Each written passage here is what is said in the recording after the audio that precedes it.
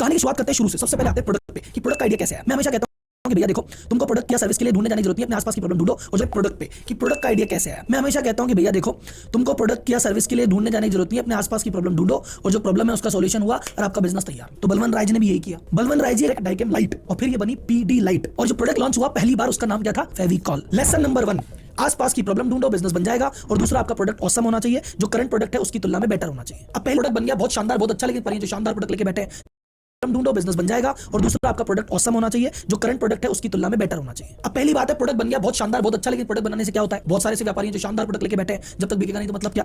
तो इन्होंने कहा इसका डिस्ट्रीब्यूशन कैसे करें। तो पहले डिस्ट्रीब्यूशन का सिंपल सा तरीका क्या था कि भैया तुम्हारा प्रोडक्ट है तो प्रोडक्ट को बनाओ, फिर होलसेलर को दे दो, होलसेलर डिस्ट्रीब्यूटर को दे देगा, डिस्ट्रीब्यूटर दुकानदार को दे देगा, दुकानदार से ग्राहक ले जाएगा, पूरी चेन में मार्जिन लगेगा, कोई दिक्कत नहीं है। लेकिन इन्होंने कहा बलवंत राय जी ने पहली बात सुनो, अपना मार्जिन कम है, बीच में पूरी चेन खा गई तो। और दूसरा, इन्होंने कहा ये तो B2C प्रोडक्ट में चलता है, जहां पे ग्राहक डायरेक्ट आके चीज मांगता है। अब इन्होंने कहा ग्राहक तो फर्नीचर मांगता है, आपको तो एक सोफा चाहिए, अब सोफे में कौन सा गोंद लगा कौन सा गम लगा उसको तो उससे कोई मतलब ही नहीं है। दूसरा, अगर मान लो कि तुम सोफा बनवा रहे हो, लकड़ी लाओगे गम लाओगे, तो तुम तो कारपेंटर को बोलते हो कि भाई तू सामान बता क्या क्या लाना है, जो कारपेंटर बोलता है वो सामान लिख के ले आते हैं। तो उन्होंने कहा कि यार चाहे पैसे ग्राहक के लग रहे हो, गम कौन सा काम में लिया जाएगा, डिसीजन कारपेंटर ही लेता है। तो मैं तो नहीं जा रहा इस मॉडल में, मैं तो भाई साहब नहीं जाऊं डिस्ट्रीब्यूटर, नहीं जाऊं होलसेलर, मैं तो सीधा खाती के पास जाता हूं। तो अपना प्रोडक्ट बना के बोतल में भर के जा जाके एक एक खाती को समझा के एक एक खाती को डायरेक्ट बेचते थे, और ये उनकी जिंदगी का सबसे बेस्ट डिसीजन था। ये इस पूरे चक्कर में पड़े ही नहीं। अच्छा, आप इस चैनल के अगर रेगुलर फॉलोअर हो, डेली में बना चुका हूं, मुझे बताओ कौन कौन सा है। मैं आपको हिंट देता हूं, मैं आपको बता ही देता हूं। छोड़ो, एस्ट्रल ने यही काम किया था प्लम्बर के साथ। एस्ट्रल पाइप ने प्लम्बर को कहा कि भाई तुम्हारे साथ आ। एशियन पेंट्स ने यही काम किया था पेंटर्स के साथ, वो पेंटर से डायरेक्ट गए थे, चैनल को स्किप कर दिया था। तो बिजनेस लेसन नंबर 2, अपने ग्राहक को समझो, असली ग्राहक कौन है भैया। इन्फ्लुएंसर को समझो कि भाई जो पैसे देता है वही ग्राहक नहीं है, उस डिसीजन को इन्फ्लुएंस कौन करता है। जैसे बच्चों के जितने भी आइटम है उसमें पैसे तो पापा के लग रहे हैं, लेकिन वो डिसीजन लेने के लिए तो बच्चे ही बोलते हैं, तो उसमें मेन ध्यान बच्चों पे देना है। तो आप ये देखो कि आप जो प्रोडक्ट या सर्विस बेच रहे हो उसमें डिसीजन ले कौन रहा है। अब आते हैं मार्केटिंग करते थे कि भैया आज आप आओ हमारे, हम आपको ट्रेनिंग देंगे, नए नए टूल देंगे, तुम्हें लकड़ी देंगे, डिजाइन बनाना सिखाएंगे, बहुत सारी तुम्हारी स्किल डेवलपमेंट करेंगे, काइट फेस्टिवल करवाते थे, तीर्थ यात्राओं पे ले जाते थे, चाय नाश्ता करवाते थे, कोई बारात जैसा स्वागत करते थे। तो आप बोलो सर जी इतना सब करने का इनका क्या फायदा। पहली बात, जिनका ऐसा बरातियों जैसा मस्त स्वागत होता है,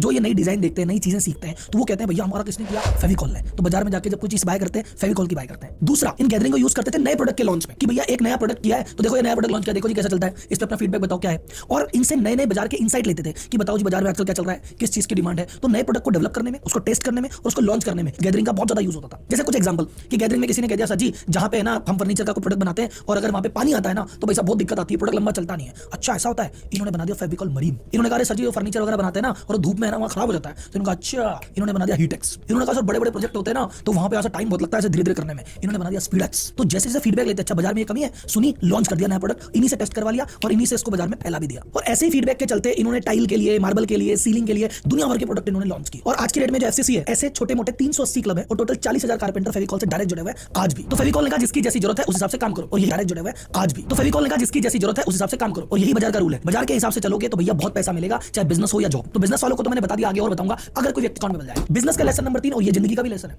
आप अपने कंज्यूमर की मदद करो कि उसकी नॉलेज बढ़े, उसकी इनकम बढ़े, उसका मजा आए, तुमको मजा अपने आप आने लग जाएगा। इन्होंने कहा हमारे कारपेंटर ही भगवान है, कारपेंटर खुश रहेगा, कारपेंटर कमाएगा, कारपेंटर राजी रहेगा, हमारा ब्रांड दौड़ेगा, दौड़ गया। Product done, distribution done, marketing phase अब क्या हुआ एक्सपेंशन। अब इन्होंने एक चीज किया, अब क्या हुआ एक्सपेंशन। अब इन्होंने एक चीज किया, फेविकॉल बेचेंगे, कितना बेचेंगे। अभी तक तो फर्नीचर में काम आ रहा है, ओवर डिपेंडेंसी भी तो हुई नहीं पे, एक ही आदमी पे अगर इतनी ज्यादा डिपेंडेंसी है तो वो भी खराब है, क्या करें, पूरे अलग अलग एरिया में जाते हैं। तो इन्होंने कहा अलग अलग एरिया में करेंगे, नया नया प्रोडक्ट बनाएंगे, बहुत टाइम लगता है, पहले फीडबैक लो, फिर एक नया प्रोडक्ट रिसर्च करो, फिर 2-3 बार फेल होकर चीज बनेगी, फिर उसको डिप्लॉय करो, ऐसे कैसे ग्रोथ होगी। ये जो ग्रोथ होती है ना पहली वाली कि नया सोचो और जीरो से बनाओ, उसको कहते हैं ऑर्गेनिक ग्रोथ। इन्होंने कहा ऑर्गेनिक नहीं करते, मतलब ऑलरेडी जो ब्रांड है ना उसी को खरीद लिया। जैसे एमसील है, वो ब्रांड था महिंद्रा एंड महिंद्रा का, इन्होंने वो ब्रांड खरीद लिया। अब एमसील ब्रांड खरीदा, वो सीलिंग के मार्केट में ऑलरेडी 60% शेयर लेके बैठा था, राजा था, पहले उसको खरीद लिया। फिर उन्होंने कहा टाइल और मार्बल चिपकाने के लिए प्रोडक्ट आता है रॉफ, वो खरीद लिया। फिर इन्होंने स्टील में स्टील ग्रिप आता है वो ले लिया। तो आज की डेट में पिडिलाइट के पास 20 से ज्यादा अलग अलग ब्रांड है, जिसमें इनके बनाए हुए थोड़े बहुत है, मोस्टली खरीदे हुए हैं। और खरीदने का फायदा क्या है, सबसे पहली बात मल्टीपल प्रोडक्ट है, डिपेंडेंसी फेविकॉल पे से हट गई। दूसरी चीज, हर सेक्टर में चले गए तो ग्राहक तो एक ही, अब एक ही ग्राहक है, वो कुछ भी मांगेगा कि भाई तेरे को कुछ भी चिपकाना हो, छत में कुछ काम करना है फिक्सेट ले जा, हमारा ही है। तेरे को टाइलें चिपकानी है तू रॉफ ले जा, हमारा ही है। कुछ भी चिपकाना हो तो चिपकाने का एक ही नाम, एक ही पर्यायवाची फेविकॉल।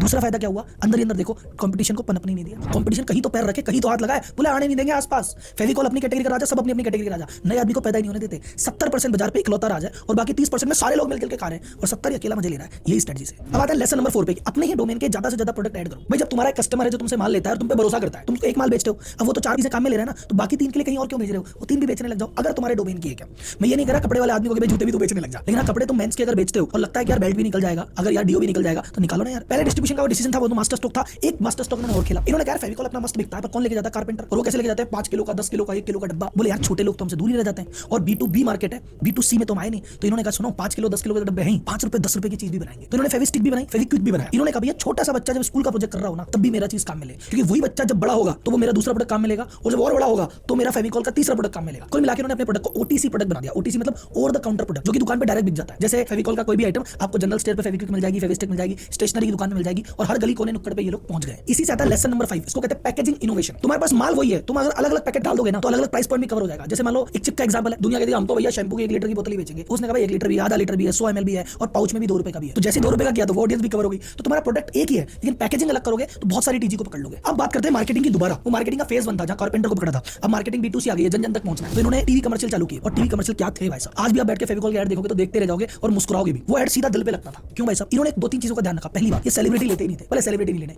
हम तो आम आदमी को लेंगे। और कई बार इनके ऐड में खुद के कारपेंटर्स को काम में लेते थे ताकि एकदम रियल आदमी लगे, और रियल लोकेशन काम में लेते थे। ऐसा नहीं कि वही सुंदर सा मकान और बढ़िया सा ऐड करे, नहीं भाई, वही खाती की कोई जगह, कोई पुरानी सी जगह है, वहां पे लकड़ी पड़ी है, गंदगी है, धूल है, धूप है, आम आदमी खड़ा है, बाल बिखरे हुए हैं, ऐसा आदमी जो दिल से कनेक्ट करे, हाँ यार तो अपनी कहानी है, अरे ऐसा ही तो होता है। रिलेटिबिलिटी डेवलप की, सेलिब्रिटी का काम में नहीं लिया। दूसरी बात, ऐड में हंसाया भी, इमोशन से जोड़ा, और एक से एक टैगलाइन,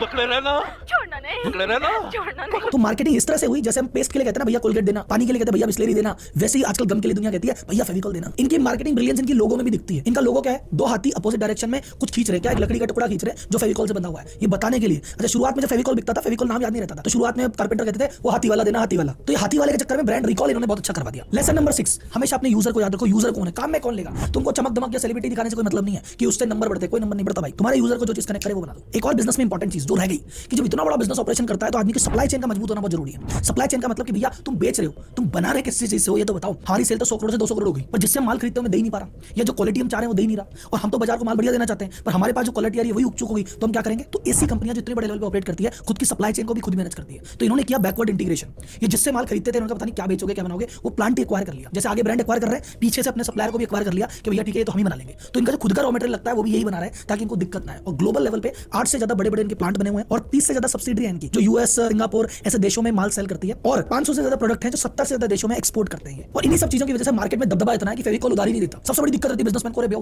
उधारी देंगे। इसकी कंपटीशन में जो लोग आए कह रहे फेविकॉल उधारी नहीं देता, हम उधारी दे देंगे। कारपेंटर ने उधारी लेने से मना कर दिया। बोले भाई सुनो, कितने का तो माल आएगा, हम अगर बना रहे हैं, मान लो कुर्सी बना रहे हैं, जो कुर्सी बनेगी हमारी 10,000 रुपए की, उसमें ले दे के 150-200 रुपए का तो गम लगता है, और 200 रुपए की चीज तुम 150 में दे दोगे, या ऐसा मान के चलो 200 की 150 में दे दी, 10 दिन की छूट दे दी, उससे हमारा फर्क क्या पड़ेगा? तुम्हारा अगर प्रोडक्ट गंदा निकला तो मेरी तो 10,000 की कुर्सी खराब हो जाएगी। तो मैं 50-60 रुपए नहीं देख रहा, मैं लूंगा तो फेविकॉल ही लूंगा। अगर कोई और आदमी आके इनको कहता है कि मैं फेविकॉल नहीं लेना, हमारे प्रोडक्ट से बना, तो खाती साहब कहता है देखो बना तो दूंगा पर जिम्मेदारी नहीं है। जिम्मेदारी तभी लूंगा जब फेविकॉल काम में आएगा। ये ट्रस्ट है, इस वजह से महंगा भी बिकता है और उधारी भी नहीं देता। तो बिजनेस लेसन नंबर 7, अपनी सप्लाई चेन को भी कंट्रोल करो, और अगर एक बार जगह सफल हो गए तो भैया ग्लोबल एक्सपेंशन की तरफ ध्यान दो। तो ये तो थी पूरी केस स्टडी जिसमें हमने इसके प्रोडक्ट पे बात करी, मार्केटिंग पे बात करी, एक्सपेंशन पे बात करी।